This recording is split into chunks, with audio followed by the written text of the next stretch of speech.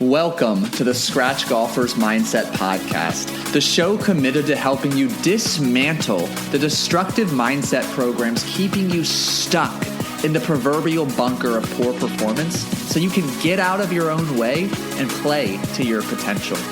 My name is Paul Salter. I'm a high-performance hypnotherapist and mindset coach with 16 years of experience helping thousands of individuals like you get unstuck. This podcast features a collection of solo episodes, conversations with scratch and plus handicap golfers, and master classes with top experts in the performance psychology space. The one goal? To help you make playing to your potential a habit.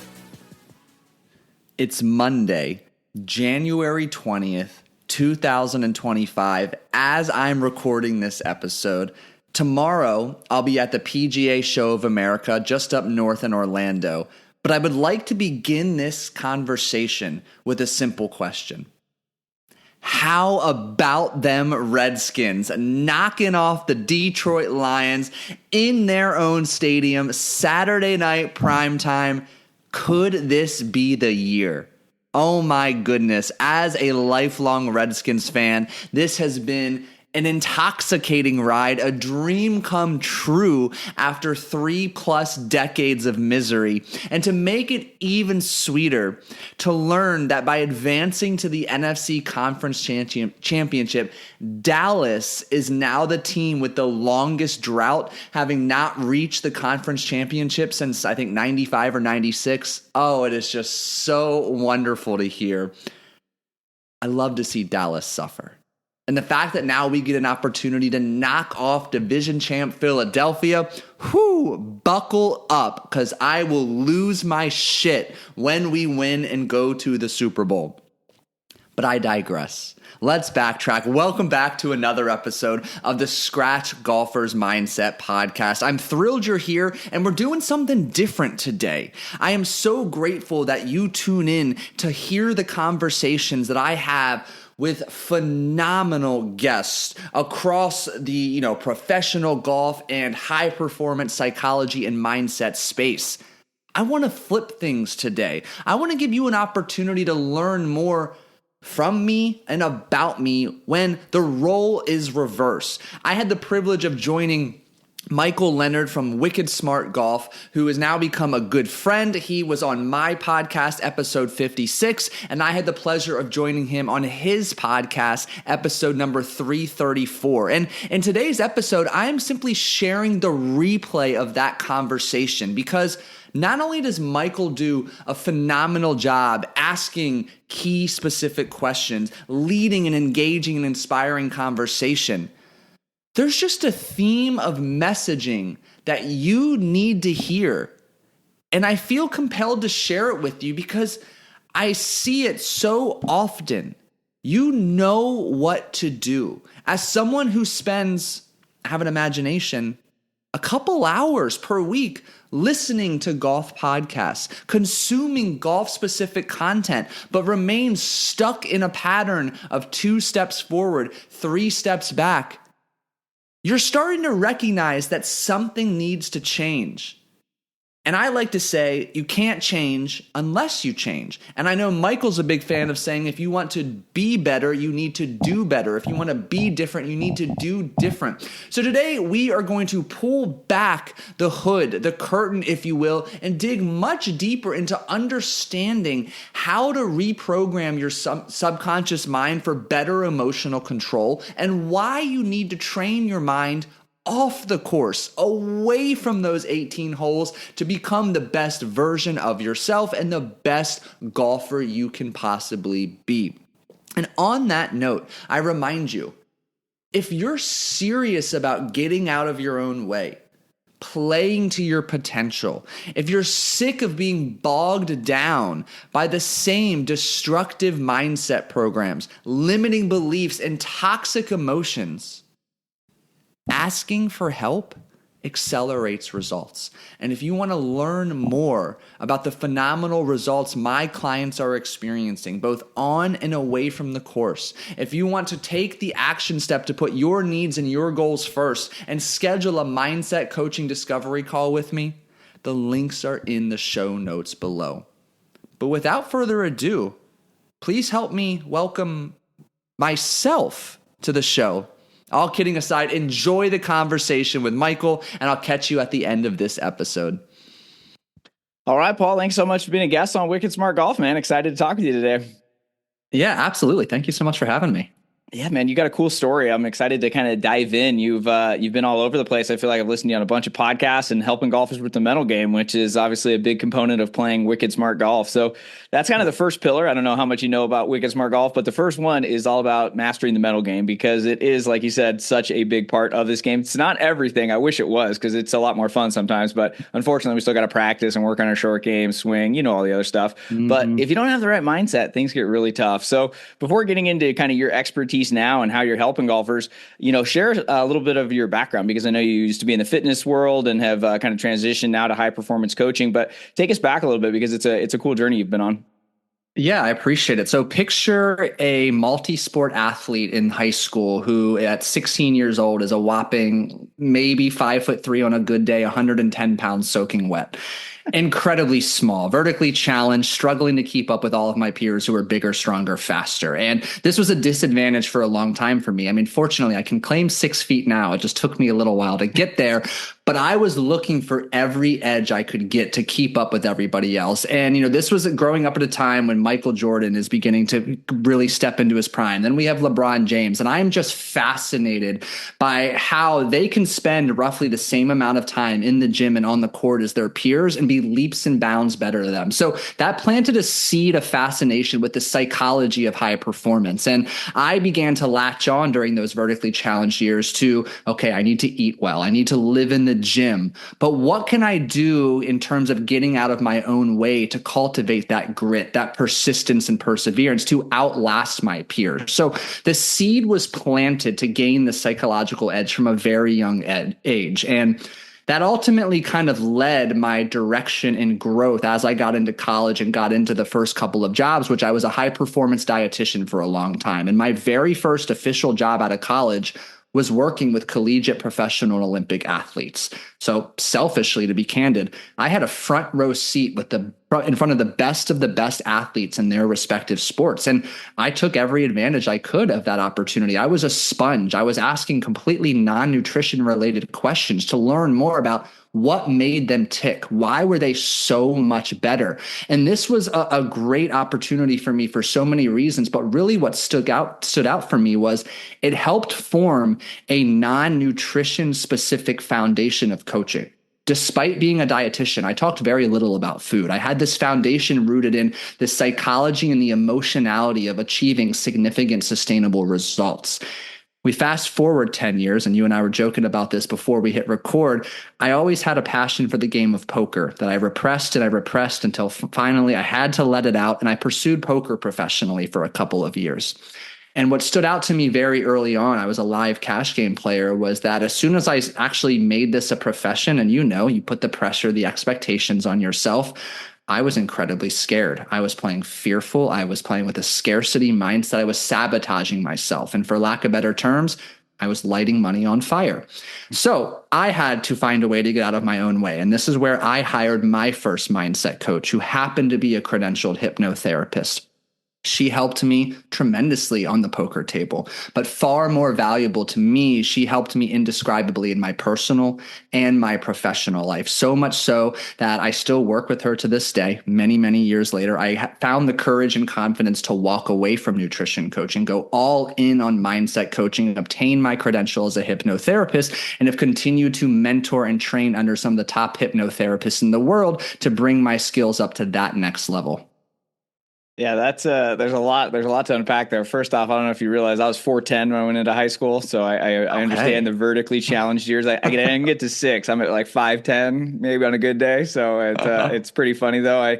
That's actually where I learned Wicked Smart, because I realized I'm not hitting it anywhere. And especially back then, like I was playing a Callaway Warbird, and it maybe went 200 yards. So I was like, wow, I love golf, but I'm not hitting it anywhere because I'm like 100 pounds soaking wet, and 4'10". So that's when I just lived at the short game area. I lived at the putting green, and that's how I developed my short game skills. And I'm grateful that it happened, because then when distance finally came, I was like, oh, kind of got a lot more going on now. So it's kind of funny how those seeds get planted early on for different businesses and passions.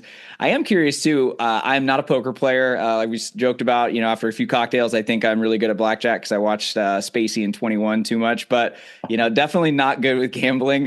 What is it like to perform like at casinos, at the high level? You're there a lot. I know it's a mental battle as well, but like, what is it just like? I mean, I had Scott Fawcett on a few times. He used to do poker and, really into that. I just don't know nothing about that world. So fill us in a little bit. Yeah, there's a multi-dimension of battles taking place. So first and foremost, it's you versus you. But then there's also the meta game of you versus your opponents. And one of the common examples I coach a lot of poker players too on the mental game, but I encountered is, when you get re-raised, the technical term is get 3-bet or 4-bet at the table.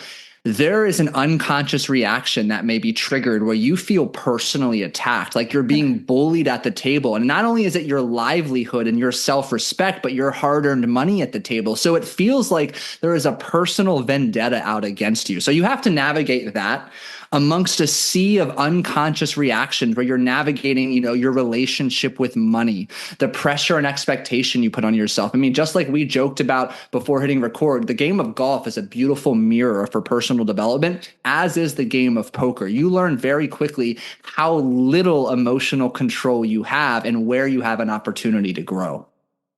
That's I can't imagine the money aspect too, because I know we're going to get into conscious and subconscious and everything, but money beliefs deeply embedded in people. And that's a tough one. So I never thought about it in the sense of not only is it competitive, you're there for hours and hours, but then the money aspect. So you have like different belief systems kind of fighting each other. Oh man. Yeah. That sounds stressful. So do you still play casually now, but obviously you switch to full-time performance coaching? Not nearly as much. I actually took a 2-year break and I went and did some poker workshop speaking in Vegas earlier this year and finally got to play again. So that sounds kind of cool though. I don't think many people get to say they ran a poker workshop and also help golfers and stuff. That's a pretty cool background you got. Well, thank you. Yeah, I've been very blessed so far. A neat experience to say the least. Yeah, that's awesome, man. And I was doing my research on you, and did I see you have Elliot Rowe as one of your mentors from Prime Mind? Oh, that's well done, sir. Yes. So I've been mentoring under him the last going on about a year and a half. And an incredible performance coach to say the least. That's wild. The reason I brought that up is because Prime Mind was one of my first entrances into meditation and hypnotherapy and visualization. And I love that app. So I quit my job in 2017, a couple years in, barely making any money, living a credit card to credit card, but I refuse to go back to a 9-to-5, and I'm deeply embedded in the self-improvement world. I'm writing for Fearless Motivation and Goalcast and all these sites trying to hype everybody up because I'm trying to figure my own life out. And I stumbled upon meditation, hypnotherapy, and I was like blown away by it. Started working with some coaches. Somehow I stumbled upon Prime Mind, and I'm like, man, I love that app. So I thought that was really funny. And so that led me to eventually being like, all right, I started working with a coach, and his name's Jim Fortin. Has a really big podcast, and I believe he's a shaman's apprentice. He's all things spirituality, if you will.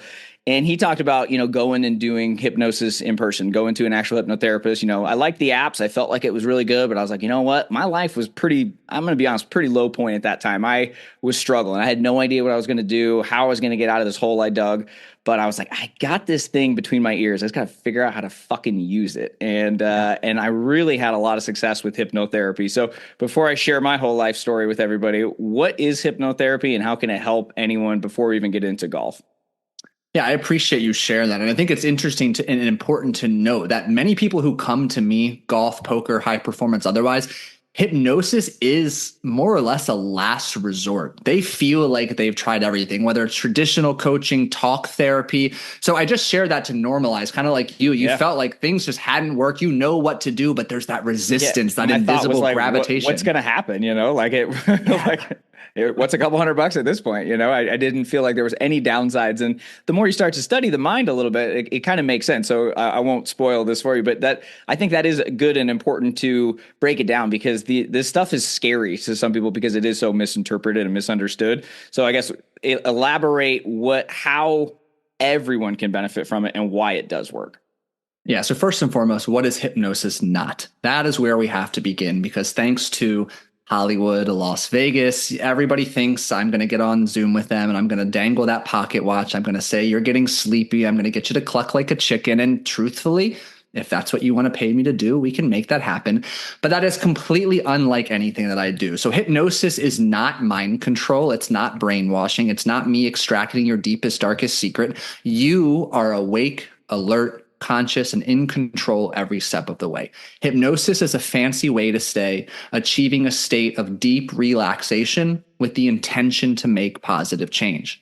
Now, hypnosis is also a safe, natural state of mind that every single one of you listening right now has already been in multiple times per day. We characterize hypnosis by the type of brainwave we are producing. So right now, Michael and I are having an engaged conversation, primarily producing beta brainwaves. The relaxed state you achieve when you start daydreaming in the shower, you start producing alpha brainwaves. And we go a little bit below that, a little bit deeper relaxation, we produce those theta brainwaves, the same brainwaves you produce the moment you transition from sleeping to waking in the morning, when you are caught up in a good book, when you are lost in your favorite TV show, or when you're locked into that flow state on the golf course. So I share that just to reiterate how normal, natural, and safe, and likely familiar you are with that hypnotic state. Now, the reason people have a little apprehension is because they think they're going to surrender those secrets. They're going to lose control. I have many people tell me they fear that once they get in that hypnotic state, they're going to stay there. They're never going to be able to get back out. All of that, again, not true. You're awake, alert, conscious, and in control every step of the way. But as you began to allude to, the magic, if you will, the beauty, the power in hypnosis lies in two key benefits that we derive from that deeply relaxed state. First and foremost, we are able to bypass that critical factor of your conscious mind. We all have that harsh inner critic that says, Paul, you suck. Paul, that'll never work. Paul, why bother? Play it small. We sidestep all of that noise and negativity. And two, we connect with your subconscious mind, which is home to your imagination, your intuition, your problem-solving skills, your creativity. It's also home to your emotions, your beliefs, your fears, your habits, and your values. So I use hypnosis as a way to uncover the origin of those beliefs, behaviors, and emotions that are outdated and counterproductive, to create an opportunity to not only understand when, why, and how you learned to fear failure or to crumble under pressure, and give you an opportunity to either unlearn those behaviors and beliefs or upgrade them so they're aligned with the person you wish to become.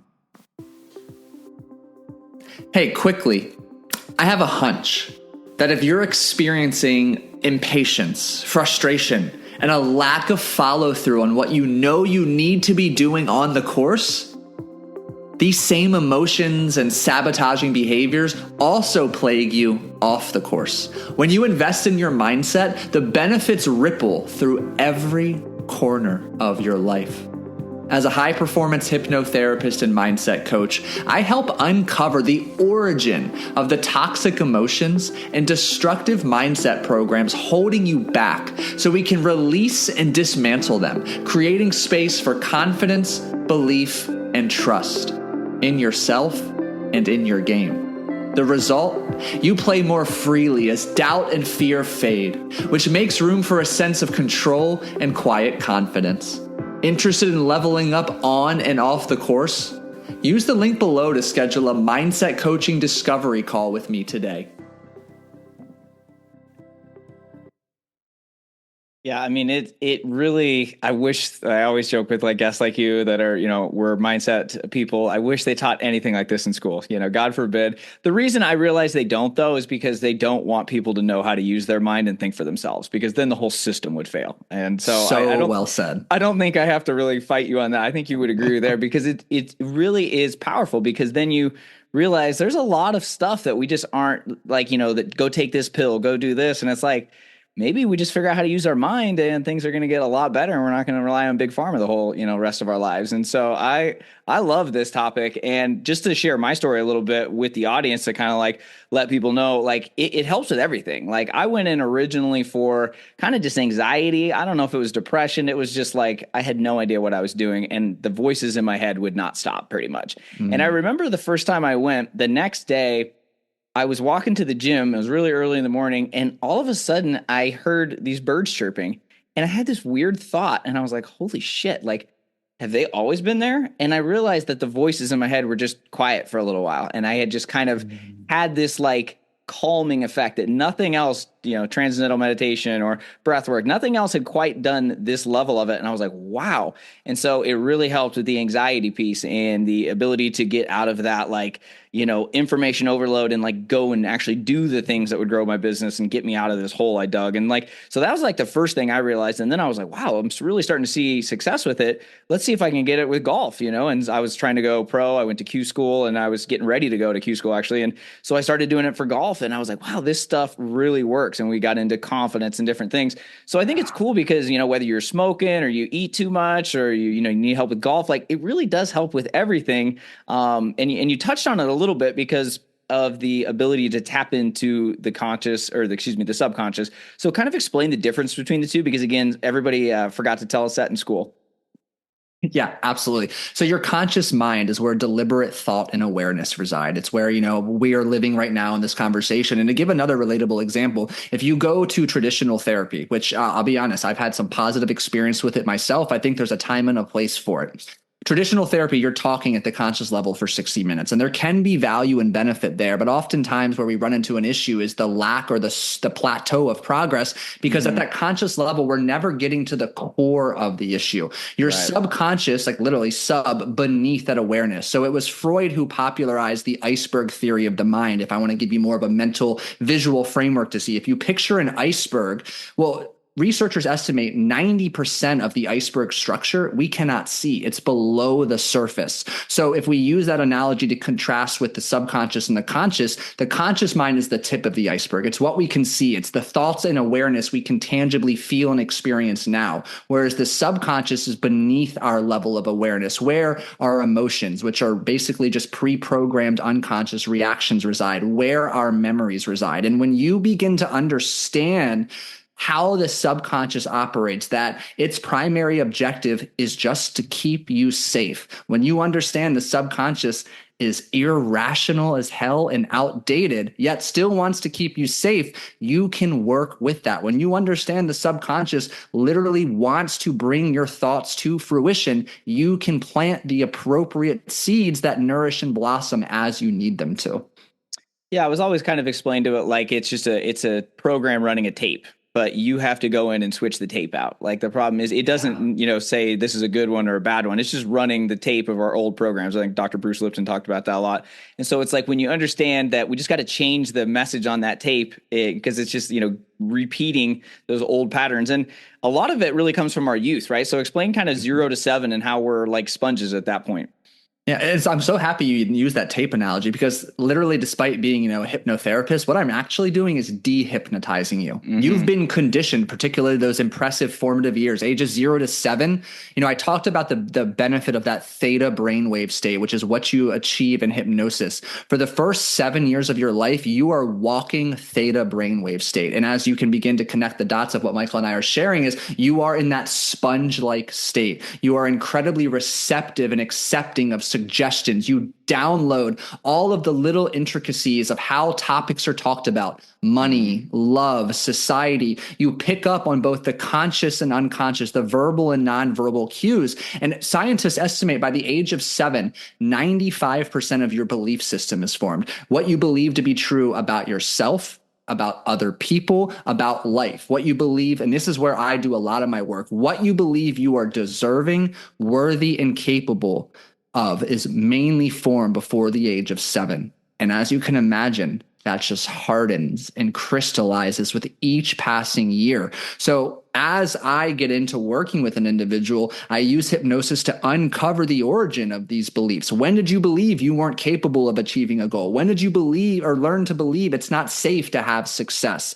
And we go back to some of those formative years and we work to do the necessary healing, reframing, and upgrading to create a sense of safety. Because at some point, if you're struggling, for example, with performance anxiety, you might have learned that it's not safe to have a success. It's not safe to stand out. Well, we can create a sense of safety that now aligns a sense of congruency between who you need to become to achieve that goal and making sure you feel safe stepping out of your comfort zone. Yeah, I mean, we could talk all day about this. I geek out on this stuff too. So the way I was always taught about this too is that like talk therapy, and I've never really done talk therapy per se, just because I never understood the point of just rehashing all my problems. Like they're there.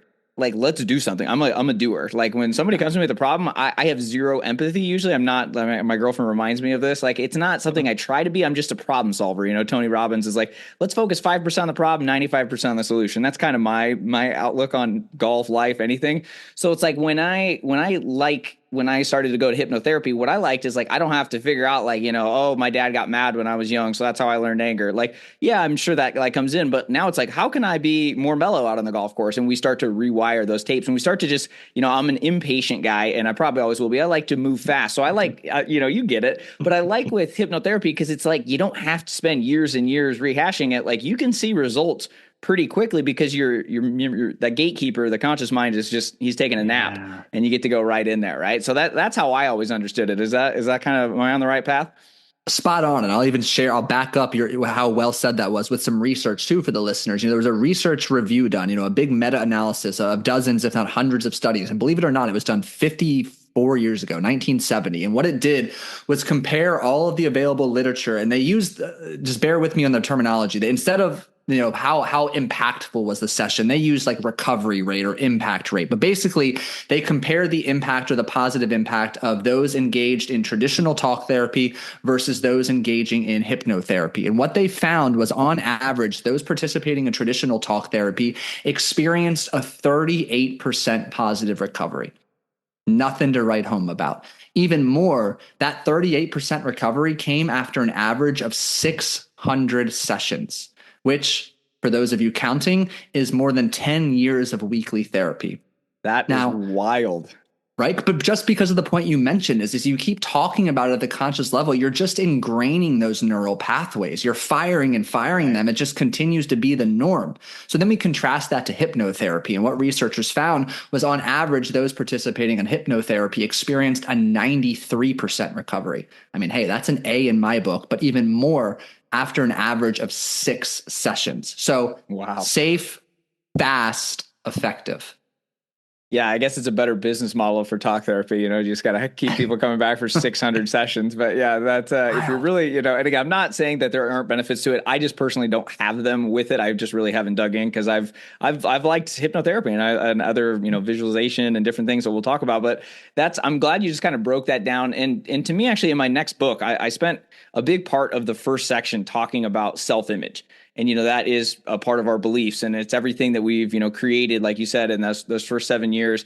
So how can golfers develop a better self-image off the golf course? Because, you know, we all want to play better. We all want to shoot lower scores. This audience is, you know, wicked smart. They want to break 80. They want to get to scratch. But there's a big mindset piece to it. It's not just all the course management stuff. Like, it is stuff you got to do off the course. And so something I recommended doing is to start identifying who you want to be and really getting clear about that. So can you talk a little bit more, I guess, about the self-image and some off-course training that people can do? I love what you just said, because my go-to question to kick off this conversation is asking yourself, who do you need to become to be a scratch golfer, to break 90, to break 80? You need to get clear on that identity. And the way that we do that is, first and foremost, we need to understand, and we can reverse engineer this, what encompasses your identity. It is your habits, your behaviors. It is your beliefs. And again, what you believe to be true about yourself, about life, about other people. And often overlooked, it's the word choice you use to speak to and about yourself. So again, we've got word choice beginning to permeate into your thoughts. The more time, energy, and effort you spend dwelling on a thought, the more likely it is to be elevated to a belief. Your beliefs influence your behaviors. Behaviors done consistently are your habits. Your habits shape your reality and your identity. So we want to ask ourselves, who do I need to become to achieve whatever your goal is here? Let's say scratch golfer for our intents and purposes here, and start breaking down. How does a scratch golfer talk to and about himself? when he's making a mistake, when he's playing well, when he's away from the course? What words does he use? How would other people describe him? What does a scratch golfer believe to be true about life, about the game of golf? Is the game of golf unfair, wicked challenge, and always going to be just destined to defeat you and make you feel like a victim who can't succeed? You've got to get really clear on the granular aspects that encompass your identity. And once you're clear on the habits, the beliefs, the thoughts, and the word choices, it's much easier to take aligned, effective action steps to embody that new identity that you've created. And that really comes through, first and foremost, I'm a huge fan of an advocate of journaling. Whether you want to just put pen to paper, get your thoughts down. You know, there's a reason the organization of letters to form words is called spelling. There's an inherent magic to it. It carries that emotional energy. And that's why putting pen to paper to get your words, your thoughts out there, it makes it easier to digest, easier to manipulate, to begin shaping your thoughts, your beliefs, planning your action steps, creating new habits that help you embody that identity. Yeah, that's what I never thought about the spelling thing, by the way. That's cool. I like that. My head just kind of exploded right there. I feel like too, I don't know if maybe I've read this or just heard this, but like when you do write with your own handwriting too, it's more directly to your subconscious because it realizes like that's your language, that's your pattern. Is that true? Or is that just something I might have read on a false source? I've heard that too. And I'll go one step further. I'm trying to find, the book is around me. The author of the book Homecoming, it's on one of these shelves around me, but he even goes out to argue that writing with your non-dominant hand speaks directly to your inner child. Food for thought. Interesting. Oh boy, that would take me a while. My left hand skills are. But think about that though. Look how much time and energy you have to dedicate to trying to make an H or a J with your non-dominant hand. Yeah, no, you're 100% right. It would take me a whole day to write my goals down left-handed. I did have to do it in well, no, I guess I broke my left arm in middle school, but yeah, I remember just being like, man, this is tough. So one thing too that I was thinking about with the self-image. So I feel like you nailed it. Like, so if we get our self-image down, that's kind of where hypnotherapy can come in, or affirmations, right? Or a little combination of both, because the only way we're reprogramming the subby, as I like to call them, is to make sure either repetition or, go into that theta wave and kind of changing the tape at that level. So that's why I wrote about in my new book, like to make sure we're getting the self-image, like you said, the habits, the beliefs, figuring out who you are. And then it's about, starting to reprogram the subconscious. So can you talk about what that process looks like? Absolutely. So you use affirmations, positive statements, and they can even be neutral statements at time. And maybe we'll unpack that eventually. But yeah, it's those statements of belief, of conviction that you begin to embody. They're strongly worded, emotionally charged reminders about who you are stepping into. And again, we go to the power of words. Words carry emotional weight with them. So just even the practice of having a journaling practice, having a meditation or a guided self-hypnosis, you can even throw a breathwork practice in there. These are quick ways to directly connect with your subconscious periodically throughout the day, where you can then embed or plant that new seed. And it is the collective practice of mindfully opening the gate to your subconscious mind and continuing to feed what it is you want to step into and create. Doing so consistently in that relaxed theta brainwave state acts as a catalyst, extra fuel in the fire, so to speak, to embody that person you need to become. Yeah, I feel like most people will never do that though. And then they bitch about their life or their golf game when it's just their old habits, habit loop running on repeat. And people are like, I don't want to journal, or I don't want to do this or that. And I'm just like, well, if you want to keep whining and have the same life, have at it. The big theme is to do different, to get different. Like, I hate people that just whine about the situation and don't do anything about it. I'd rather try and fail than to not try at all. Right. And so this stuff, hopefully you're explaining it in a much more wicked smart way, but that people are starting to realize, like, man, this could change things, like on and off the golf course. And hopefully people are just starting to understand it's about getting clear about it and then putting in the work. It doesn't happen overnight. Like when someone does work with you, or, for me, I've seen results really quick with hypnotherapy, but I don't want to promise the world. Like, what type of, results do you see, or is it depending on the habits themselves? Like, explain a little bit more about that process. Absolutely. And I echo your sentiment. I never like to overpromise. First and foremost, I will tell you objectively speaking, I always structure in packages of 10 calls, but within the first call, I mean, the way like a process might unfold over 10 calls is like those first 3 to 5 calls, we've hit some big freaking rocks. We've diffused some big emotions. We've dismantled some destructive mindset programs where right away there might be a handful of strong emotional releases that you instantly feel lightness, ease, a handful of subtle shifts that begin to accumulate to just this newfound embodiment of the identity you've been trying to create. And then we enter a period of what I like to call fine tuning. We're greasing the groove or fine tuning, smoothing out the edges. And with every new level comes a new devil. So then all of a sudden we might uncover another big block where it's like, oh, okay, there's a little bit of a deeper approach we need to take. But to go back to the core of the question is, if you show up coachable and open-minded with the courage to look inward, that is a recipe for fast success of both awareness, so long as awareness is complemented with action. So it can be, after my first session, I often just notice in their tangible subjective feedback, there's a noticeable feeling or experiential difference. And then of course we need time to integrate, and we just keep building off of that positive momentum that's been generated. Yeah, it's not a one-time thing, and that's important, for everyone to remember. For anything, like if you're trying to change your swing, it's not a one lesson in your fix. The same thing with this; it's a process, and like you said, you're gonna get better if you keep doing these things. But then you will have new challenges to face, just like if you're growing your business or trying to lose weight. Like there's always new levels to it. It's not like, oh, I'm just gonna do this thing one time. Like these habits took years, sometimes decades to develop. Like we have to have that patience and process. So I'm glad you kind of structure that with students and kind of set that precedent, because everything's promising everything overnight, right? Like the Amazon effect, as I call it. So it's unfortunate, but I really think hypnotherapy can speed it up a lot more. So what do people, golfers specifically, when they visit you and work with you, what are the main issues they're coming with?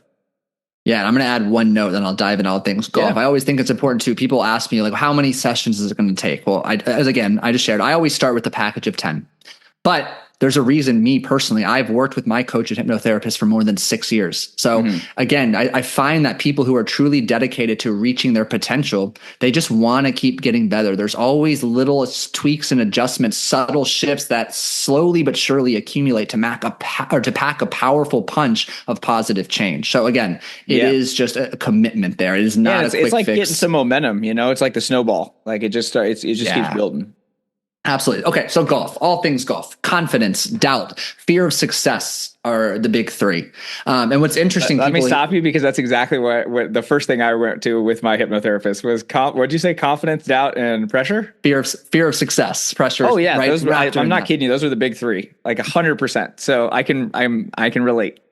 Yeah. So first and foremost, I think it's important to acknowledge that underneath a lot of the confidence and doubt parallel is fear.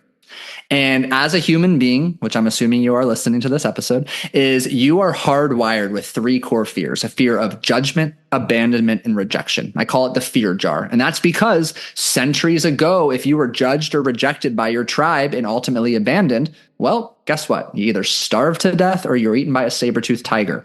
And as silly and outdated and irrational as that seems today, those fears are more prominent than ever before. And fear is irrational. So the thought of mishitting or topping your golf shot on the opening hole is a visceral experience that feels like life or death. The thought of standing over a 3-foot putt on the 18th hole to win the club championship, your literal identity is on the line. You will forever be remembered as the guy or gal who missed a 3-foot putt, or your identity elevates into the club championship winner. So all of that to say is I often come back to fear of, I use it a bit more different words: fear of judgment, fear of embarrassment, and understanding, when did you learn to be fearful of the judgment and the embarrassment in your life? When did you learn to tighten up, to tense up? You know better than I do, tension and tightness are the antithesis of that swing we work so hard on developing, and fear is the massive culprit behind that. So we've got to learn to diffuse or begin to neutralize this fear and start the reframe of creating safety in these higher pressure or these self-perceived higher expectation situations, while also doing the work to just diffuse or strip the emotionality away from it so you can at least remain neutral, present and focused in each of those given moments. Yeah, it's funny that those are the big three. I heard you talk about that, I think, on Mark's podcast. Nice job on his show. He's the man. He was on here a couple of weeks ago. Just a great guy. And the judgment, abandonment, and rejection. I wrote it down here to make sure we talked about it, because it's hilarious to me that we still worry so much. And you see this on the driving range all the time. Watch someone hit a bad shot and watch how quickly they look around and rake another one, because God forbid someone saw you hit a bad shot on the range, right? Like, that isn't your learning ground. I remember I took my girlfriend to the range for the first time like 10 years ago, and she was like, why are there other people here? I'm like, well, that's kind of how she didn't understand. Like, that's how driving ranges work. That's not a private thing. But but there's guys and girls that have been playing for 50 years and they still worry about that. The number one thing I hear from people about why you don't play in tournaments, and people that are good, well, I'm not good enough yet, which in reality is just one of those three things you said, because they're worried about what Jim's going to say if they shoot 90 and they're a scratch, or, what Susie's going to say if you lose that flight. Like, it's hilarious. It's not, I don't want to say hilarious, but it's just crazy to me that we're still so worried about this stuff. And so that's where I think that the mindset piece, like you said, we really can't help get over that, right? So we can, understand that, just because you hit a bad shot doesn't mean the saber-tooth tiger is coming to get you. So it's like we have to like figure that out, though. So with the judgment, abandonment, rejection, like, is that something where when you are working with people and you have them in the theta state and we're reprogramming, is that something where you're just trying to then go to the opposite feelings and put that in, like, I am strong, I'm, or how does that kind of work, I guess, from a language perspective? So typically, and I'll use myself as just a candid, vulnerable example. Typically, there's an experience in childhood that really reinforced a fear of judgment, because the consequence was embarrassment, humiliation. I had a client this morning use the word, I was demoralized. We have to remember, as adults, we reflect back on some of these moments. In fourth grade, Jimmy made fun of me. Johnny stole my lunch, and we laugh and be like, big deal, get over it. But what's important is for little Jimmy or Johnny in that moment, that was everything. They didn't have the emotional intelligence or toolkit to digest and navigate that situation. So we'll go back in time, and I'll use this example. I was in fifth grade and I was singing for my fifth grade graduation. You spend 6 months before school rehearsing, yada, yada, yada, which is so funny now. I'm so musically challenged. I don't know how I got that position. But the day of graduation, as we began to sing that opening verse, my microphone was off. And I can vividly remember just freezing as I opened my mouth, and I could only hear myself and nobody could hear me. And truthfully, I remember turning that microphone switch right back on and continuing. Everything went fine. But in that moment, little Paul was like, holy shit, this is the worst. All eyes are on me. It was so uncomfortable. So for me, it was this fear of speaking up, this fear of having attention and eyeballs on me. Public speaking used to be my downfall. I fucking public speak all the time now because I've done a lot of work on it. But for me, that belief that when I spoke or performed in front of people, I was going to be met with judgment, embarrassment, and humiliation was so emotionally charged at such a young age. It had a very lasting effect. So with my hypnotherapist, we had to go back, and I didn't know this at the time. It took some time to go back, and that's the moment the subconscious fed me, and it all started to make sense as I connected the dots. But we went back to heal that moment, to help that little boy understand it's not the end of the world. The performance still goes on. The performance is still a success. And through that healing and reframing, there's a very positive, powerful ripple effect into the present moment, which has allowed me to feel that I can perform and speak from a place of empowerment now. Gotcha. Okay. So you had to find the incident and then kind of go in and reprogram it with realizing like, hey, that's, it doesn't define you anymore. Exactly. And many people think, well, like, what if I don't know the moment? Well, guess what? You probably don't. When you get in that relaxed state, you bypass that overly judgmental voice of your conscious mind. Remember, your subconscious wants to help you. I always tell my clients, it's going to take us where we need to go and show us what we need to see. Yet there's always going to be a little voice in the back of your head that says, why in the hell am I going back to fourth grade when Jimmy stole my lunch? Why is that relevant? And again, I have to remind them, like, your conscious mind is rational. It's going to try to rationalize it. Your subconscious mind is not, but your subconscious mind is showing you this memory for a reason. We need to go there and explore it. Yeah, that's an interesting one, and I think one that every golfer can relate to with is when you get off to a hot start or when you're doing better than you normally do. Talk about Mhm. what that fear is when let's say you're, even for me, I mean, everybody feels it at some level, but let's say I get off 3 birdies in the first 5 holes. It's easy to start going down the, whoa, if I keep this up, right? So why is like getting out of your comfort zone and going low sometimes or getting off to a hot start so difficult for your subconscious? Yeah, so remember, your subconscious wants to keep you safe. Anytime you step outside of your comfort zone, which, if you're not accustomed to normally birdieing 3 out of the first 5 holes, it's unfamiliar. Your Hmm. subconscious goes, wait a second, this is unknown. What's on the other side? And you and I both know it has no shortage of self-sabotaging behaviors it can deploy to bring us back into that comfort zone. So it all has to come back to a lack of safety, which is so beautifully related to what we've discussed. It's your identity. You don't embody the identity of someone who birdies 3 out of every 5 holes yet. We'll get you there. Don't worry. But with that said, if you're shooting in the mid 80s and all of a sudden you are 3 under after 9, 10, 11 holes, there is an identity incongruency. So your subconscious will begin to deploy. And it's not these big emotional blowups that you might be thinking. It's a Yeah. collection of subtle behaviors. You lose focus there. You bypass your pre-shot routine here. You don't think twice about your club selection, your strategy here. They begin to add up. And again, this is now we get stuck in that negative snowball effect. And the reason Right. is your subconscious is working to bring you back down to a safety. So this is where fear of success comes into play. A lot of us think about when we're dreaming and goal setting, we kind of get lost in la la land, just kind of dreaming about raising our ceiling. So my work is really about raising our floor, raising the floor of where you feel safe first. I like to use a hot air balloon analogy. We can easily go higher and higher and get lost up there, but we feel a hell of a lot safer, especially if you're fearful of heights, on the ground. So if we want to go higher, we've got to raise our ground level to becoming someone who embodies a sense of safety, scoring as low as we just shared in that example.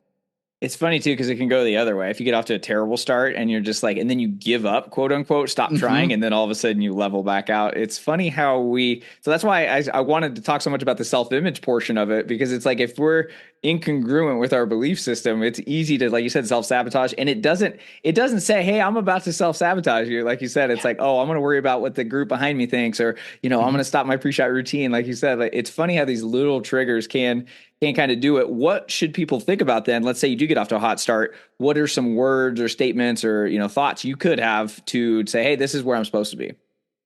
This is normal.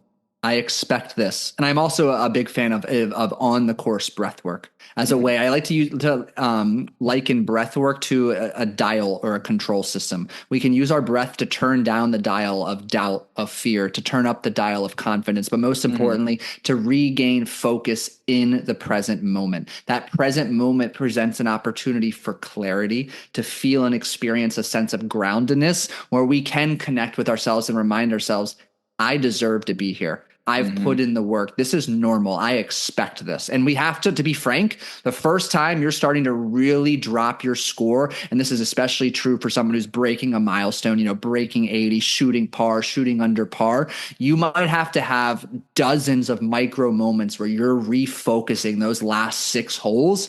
And that's the way you start to subtly but surely anchor a sense of safety that you belong. It's normal and safe to shoot that score. Yeah, I always tell people to stop running from it. I think a lot of people Yeah. like don't want to, I'm not like superstitious with the no-hitter stuff. And, like to me in golf, I'm not saying you should brag about it. The golf gods can humble us for sure. But I think at the same time, running away from it's not going to help either, right? It's like anytime we say, don't think about the, water right there. Of course, that's all we think about. So it's like, don't think about your score, or, someone tells you, wow, you're, even par on the front nine. And then people are like, oh no. And they like put their head down. So I'm glad you had some strategies for them to be like, hey, this is where I'm supposed to be. Like those little things. And I'm a big language guy too. So I couldn't agree Yeah. more with everything we need to say is intentional. After a bad hole, let's say blow up holes, that's a number two thing I hear from people. Consistent golf and blow up holes, break 80. Those are kind of the big three. After a blow up hole, what should we be doing? You mentioned breath work a little bit too on the last one. Can you kind of elaborate maybe on how that might tie into stress on the golf course? Absolutely. So I have two types or buckets of breathwork, if you will. First and foremost is the type that grounds us, that calms us down. When we get excited, we're riding that high of, oh shit, I just had 3 birdies, or I'm completely performing better than expected lately. We need to have some breathwork to calm us down. And that's where box breathing comes into play. It's focusing more of our breath through our nose. We're lengthening our exhales. And, I'm a fan of box breathing. I call it 4-7-8's another one, or I have a 1-2-1-2-3-1. But then simultaneously too, like after a blow up hole, it's so easy to want to throw in the towel. It's so easy to allow our mind to drift to all of these, let's be candid, very dark, lonely places. So I'm a big fan of, let me be very candid, is not the most appealing breath work to do on the course. You might get some funny looks. I call it a rapid reset breath, and I will humbly demonstrate it here. If you're watching on video, I'll explain it first for the audience listening. It's 2 sharp inhales through your nose and a loud audible exhale through the mouth. And let me at least help you understand why. Think about exhaling or inhaling through your nose sharply consecutively. That takes presence. And the reason that's so important is you can't be anywhere else but in that present moment. Otherwise, you're going to burn your nose. The loud audible exhale is literally an emotional release valve, because let's be honest, coming off of a blow up hole, you're angry, you're frustrated. You need to have some acceptance, I call it passionate acceptance. You have 10 seconds to ruminate, if you will, before you have to passionately accept and move on. But I'm a big fan of the rapid reset breath, which sounds and looks like this. Again, it is not the most, you're not going to pick up your significant other. That's better than throwing a club, though, or screaming, I suck at golf. I hate this fucking game, right? So very, very true. But it's a way to anchor you in the present and start releasing that pent up emotion that's going to cause tightness and tension in your next swing if you don't do anything with it. That's great. Yeah, I've been really getting into breathing the last few weeks from NeuroPeak Pro. I had Andy on from there, and my breathing was terrible. I knew nothing about it. My exhale was, I was a mouth breather, and so I've been like at 3 a.m. this morning. I couldn't sleep, so I got up and started doing my breathing techniques and stuff. So I think there's a lot of power. I'm learning more about that too. But it's funny how much that connects with the mindset piece and just how we can do that to stay calm. Man, you've given us so much stuff. We could talk all day. It's been awesome. Before getting into my last question here, where is the best place people can connect with you, coach, learn from you? I know you have a podcast as well. Yeah, I appreciate it. I'm going to throw you a quick caveat too. Look into mouth taping if you want to really take your breath work to the next level. I've seen that on Instagram. I clicked on one ad and now I see it all the time. I think, I don't know anything about it, but yeah, I see it a lot. Game changer, to say the least. Okay. I digress, but no, I appreciate you asking. Yeah, I have a podcast. It's called the Scratch Golfers Mindset Podcast. I bring on wonderful mental game experts. You're going to come on here shortly too, just to continue to unpack the need to know information. So again, Scratch Golfers Mindset Podcast on all major platforms. And then I have a free weekly newsletter called the More Pars Than Bogeys newsletter, where I just further unpack some of the great topics and concepts we discussed here today in a written format so that you can better digest it and keep coming back to it.